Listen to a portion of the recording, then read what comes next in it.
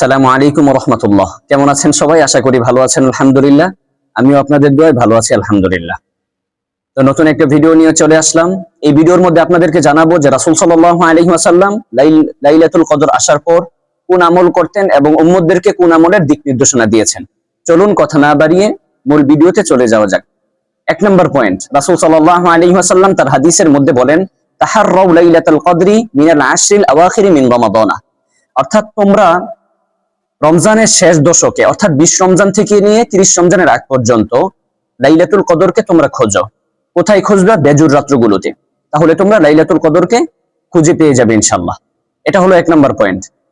এই পয়েন্ট যাওয়ার পরে হযরত আম্মা জান আয়েশা রাদিয়াল্লাহু তাআলা আনহা রাসূল সাল্লাল্লাহু আলাইহি ওয়াসাল্লামকে জিজ্ঞাসা করলেন, ইয়া রাসূলুল্লাহ, যে লাইলাতুল কদর আসার পরে আমি কোন আমল করব? তখন রাসূল আকরাম সাল্লাল্লাহু আলাইহি ওয়াসাল্লাম হযরত আম্মা জান আয়েশা রাদিয়াল্লাহু তাআলা আনহাকে বলতেছেন যে যখন লাইলাতুল কদর আসবে তখন কুলি আল্লাহুম্মা ইন্নাকা আফুওয়ান তুহিব্বুল আফওয়া ফা'ফু আন্নি। তখন তুমি আল্লাহ তাআলার কাছে বলবে, আল্লাহুম্মা, হে আল্লাহ, ইন্নাকা আফুওয়ান, নিশ্চয় আপনি ক্ষমা করনেওয়ালা, তুহিব্বুল আফওয়া, আপনি ক্ষমা করতে ভালোবাসেন, ফা'ফু আন্নি, সুতরাং আপনি আমাকে ক্ষমা করে দিন। বেশি বেশি লাইলাতুল কদর আসার পরে এই দোয়াটা এবং এই আমলটা রাসূল সাল্লাল্লাহু আলাইহি ওয়াসাল্লাম হযরত আম্মা জান আয়েশা রাদিয়াল্লাহু তাআলা আনহাকে বলেছেন করার জন্য। তৃতীয় নম্বর পয়েন্ট, রাসূল সাল্লাল্লাহু আলাইহি ওয়াসাল্লাম নিজে কি আমল করতেন? রাসূল সাল্লাল্লাহু আলাইহি ওয়াসাল্লাম নিজে যে আমলটা করতেন এটা আমাদের সবারই জানা জরুরি। হযরত আম্মা জান আয়েশা রাদিয়াল্লাহু তাআলা আনহা থেকে বর্ণিত যে রাসূল সাল্লাল্লাহু আলাইহি ওয়াসাল্লাম বলেন, কানা রাসূলুল্লাহ সাল্লাল্লাহু আলাইহি ওয়াসাল্লাম ইযা দাখালাল আশারু শাদ্দা মিযারাহু ওয়া আহইয়া ওয়া আইকাযা আহলাহু। যখন রাসূল সাল্লাল্লাহু আলাইহি ওয়াসাল্লাম যখন লাইলাতুল কদর আসতো, অর্থাৎ রমজানের শেষ 10 দিন যখন আসতো, তখন রাসূল সাল্লাল্লাহু আলাইহি ওয়াসাল্লাম তার লুঙ্গিকে মজবুত করে বাঁধতেন।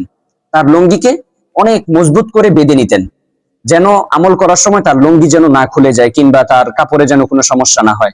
এখন বুঝেন, যেই মহামানব আমাদের আকায়ে নামদার তাজদারে মদিনা আহমদ মুহাম্মদ আরবি মুস্তাফা সাল্লাল্লাহু আলাইহি ওয়াসাল্লাম, যার আগের এবং পরের গুনাহ সমস্ত কিছু আল্লাহ তাআলা মাফ করে দিয়েছেন, একেবারে যিনি মাসুম নিষ্পাপ, তিনি যদি আল্লাহ তাআলার কাছে এত পরিমাণে নৈকট্য অর্জন করার জন্য, এত পরিমাণে সওয়াব লাভের উদ্দেশ্যে আল্লাহ তাআলার কাছে তিনি নামাজ পড়েন, রোজা রাখেন, সমস্ত কিছু করেন, এত ইবাদত করেন, তাহলে আমাদের কতটুকু করা জরুরি এটা আমরা আমাদের চিন্তা ভাবনা করলে আমরা বুঝতে পারবো ইনশাআল্লাহ।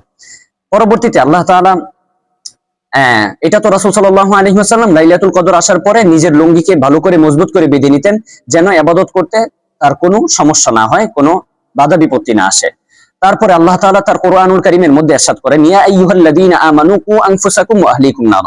হে ঈমানদারগণ, তোমরা নিজেরা জাহান্নাম থেকে বাঁচো এবং তোমাদের আহলিয়া, তোমাদের আত্মীয়-স্বজনদেরকে জাহান্নাম থেকে বাঁচাও। এটা আল্লাহ তাআলা কোরআনুল কারীমের মধ্যে বলেছেন। এই জন্য আশা করি বুঝতে পেরেছেন যে এই রাত্রবেলা, এই রমজানে, এই লাইলাতুল কদরে শুধু আমরা নিজে ইবাদত করলে চলবে না। শুধু আমরা যে নিজে ইবাদত করব বিষয়টা এমন না। আমাদের নিজের পরিবার যারা আছে, সদস্য ব্যক্তিবর্গ যারা আছে, তাদেরকেও আমরা আমাদের নিজের স্ত্রী, সন্তান, সন্ততি, আমাদের মা বাবা, আমাদের ভাই বোন, আত্মীয় স্বজন সবাইকে বলবো ইবাদত করার জন্য। শুধু আমি নিজে ইবাদত করলে আল্লাহ তাআলা বলছে যে তোমরা নিজে শুধু জাহান্নাম থেকে বাঁচতে চলবে না, তোমাদের আত্মীয় স্বজন ব্যক্তিবর্গদেরকেও জাহান্নাম থেকে বাঁচাও। এটাই হলো আমাদের কর্তব্য।